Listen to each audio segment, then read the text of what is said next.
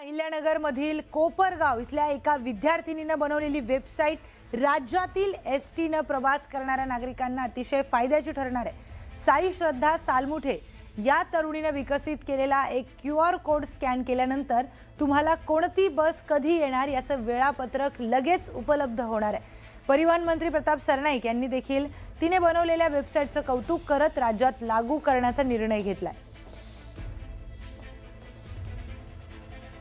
तुला ही नेमकी संकल्पना कशी सुचली आणि आता परिवहन मंत्र्यांनी देखील तुझं कौतुक तर केलंच आहे आणि ही संकल्पना आता सगळ्या राज्यात राबवण्याचं ठरवलंय। कसा हा सगळा प्रवास होता, कसं हे सुचलं तुला आणि कसं रचलंय, त्याचा फायदा कसा होणार आहे लोकांना? मी 8वी पासून ह्या संकल्पनेसोबत काम करत आहे। 8वीत असताना माझा टेक्नॉलॉजिकल ॲडव्हान्समेंटकडे जास्त कल होता।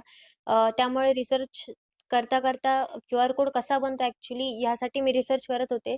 परंतु त्यावेळेस त्या दरम्यान मी नीटच्या वेबसाईटसाठी QR कोड बनवला होता। पण त्यावेळेस अशी संकल्पना आली, की दुसऱ्यांच्या वेबसाईटवरती QR कोड बनवण्यापेक्षा स्वतःची वेबसाईट क्रिएट करून QR कोड बनवला तर माझ्यासाठीच नाही तर ते जनतेसाठी देखील फायद्याचं ठरलं पाहिजे।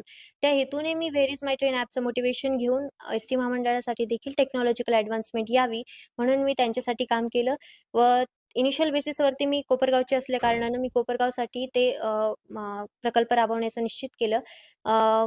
सगळे काही प्रेझेंटेशन्स हे आम्ही हेड ऑफिसेसला दिलेले आहेत। त्यानंतर त्यांच्याकडून डेटा प्रोव्हाईड झाल्यानंतर आपण तो डेटा वेबसाईटमध्ये फीड केला होता। तू जे हा ॲप जो डेव्हलप केला आहे, त्याचा कसा फायदा लोकांना होणार आहे? कसं ते या सगळ्या वेळापत्रकाची त्यांना माहिती मिळणार आहे? आपण जो QR कोड डेव्हलप केलेला आहे, तो सध्या अहिल्यानगर आणि नाशिक जिल्ह्यामध्ये फंक्शनल आहे। अहिल्यानगर आणि नाशिक जिल्ह्याचे जे काही तालुके आहेत, तिथे आपण तो QR कोड पेस्ट केलेला आहे। तर तो QR कोड स्कॅन केल्यानंतर संबंधित डेपोतून सुटणाऱ्या गाड्यांची वेळ, किलोमीटर, बसचा प्रकार व तिकीट इन्फॉर्मेशन, तिकीट बुकिंग कसं करतात, स्कीम्स काय आहेत, त्या सगळ्या इन्फॉर्मेशन आपण वेबसाईटवरती प्रोव्हाईड केलेल्या आहेत। कसं हे सगळं तुम्ही तिच्यामध्ये गट्स बघितले, की ही काहीतरी वेगळं करू शकते आणि कशी मदत झाली आणि आज या स्तरापर्यंत ती पोहोचली आहे? तुम्ही जर बघाल तर साई श्रद्धाला नाही म्हणणं हे कोणालाही शक्य होणार नाही।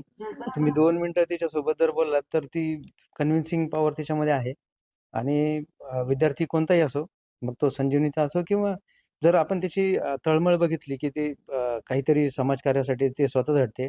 आयडिया चांगली आहे आणि आपल्याला फक्त त्याला टेक्निकल याच्यामध्ये उत्तर द्यायचं आहे. नाशिकमध्ये सुद्धा जे सगळे भाविक येणार आहेत, त्यांना बस कधी येणार आहे, कुठे जाणार आहे, याच्याबद्दलची जी माहिती आहे, ती अगदी एका क्लिकवरती एक QR कोड स्कॅन केल्यानंतर नंतर मिळणार आहे.